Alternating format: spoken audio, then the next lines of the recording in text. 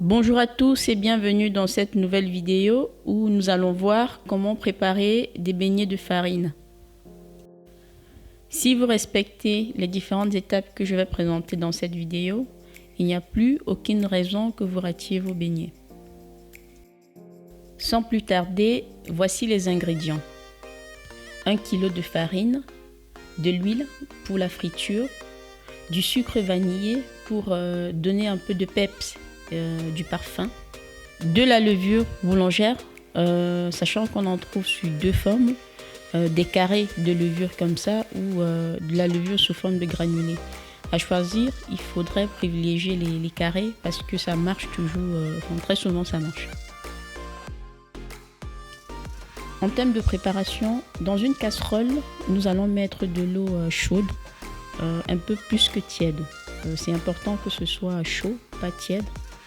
Et on va émietter la levure dans notre eau. On va également rajouter le sucre.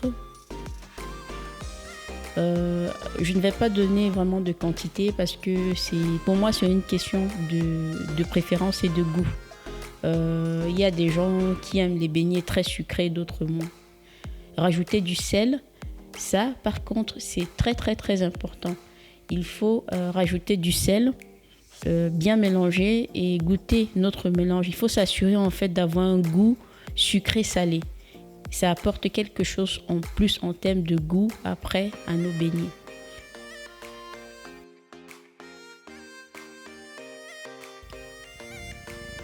Maintenant, nous allons rajouter le sucre vanillé. Pour 1 kg, comme ça, on peut mettre un sachet, voire 2.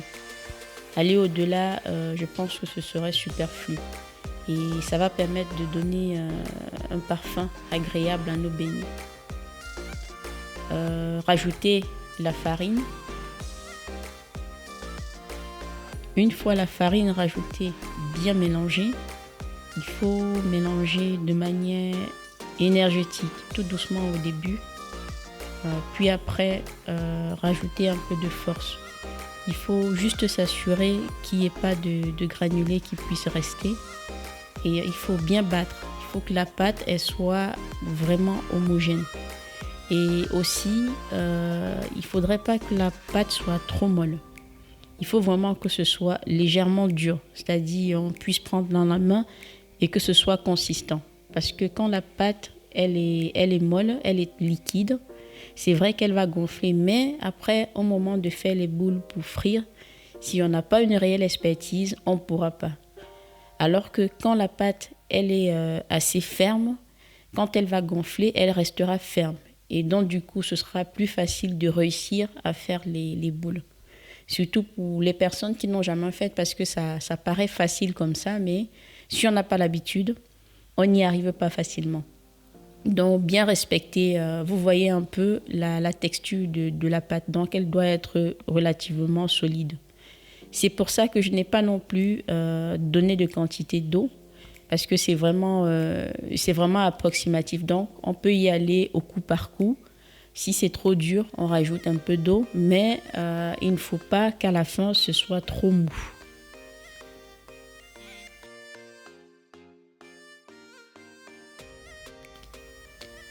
Donc vous voyez, il faut bien battre la pâte, battre avec de l'énergie jusqu'à ce qu'on ait l'impression qu'il y a des espèces de bulles qui ressortent de la pâte. Là, elle est prête à être réservée et juste attendre que ça gonfle.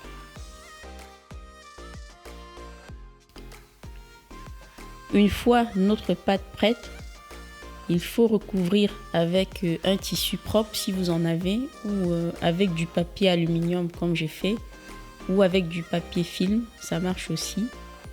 Et vous pouvez soit, si vous avez du temps, vous laissez la pâte à l'air libre, ça va gonfler tout doucement. Dans le cas où vous êtes pressé, pour que ça gonfle un peu plus vite, vous pouvez mettre à côté d'une source de chaleur. Voici le résultat 2 heures après. Vous constatez que la pâte elle a très bien gonflé et elle est vraiment ferme. Donc il n'y aura pas de problème pour prendre au moment de la friture. Donc pour frire les beignets, moi je vais utiliser une friteuse. Mais vous pouvez également le faire au feu avec une casserole, ça marche aussi. C'est juste que c'est beaucoup plus pratique comme ça. Donc regardez, la pâte elle est ferme. Vous pouvez voir l'aisance avec laquelle on arrive à former les boules de beignets. C'est vraiment parce qu'on a réussi à avoir une texture plutôt bien, plutôt favorable à cela. Donc, comme je disais en introduction, si vous respectez scrupuleusement les différentes étapes que nous avons vues tout au long de cette vidéo, il n'y a aucune raison que vous ne réussissiez pas votre pâte de beignets. Et à coup sûr, vos beignets seront toujours bons. Nous sommes arrivés au terme de cette vidéo. Si vous avez aimé, n'hésitez pas à vous abonner à la chaîne pour être au courant de mes prochaines sorties et surtout d'activer la cloche de notification. Merci, à bientôt.